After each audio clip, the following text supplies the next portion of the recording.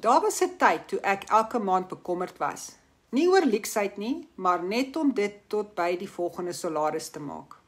Ek onthou hoe ek my begroting gesit en uitgewerk het, sent vir sent, en gehoop het daar gebeur niks onverwags nie.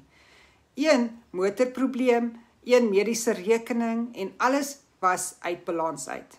Daardie spanning het my begin uitbrand. Toe besef ek wil nie meer so leef nie.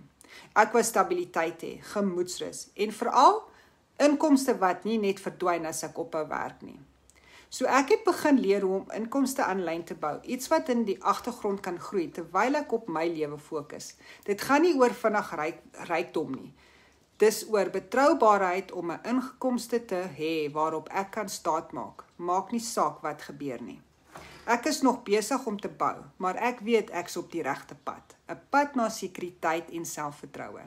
En jy kan ook, want jou tye soos die, gaan dit nie daaroor om harder te werk nie, maar om slimmer te bou. Skryf plan hieronder en ek wys jou presies die stelsel wat help om inkomste te bou waarop jy kan staatmaak.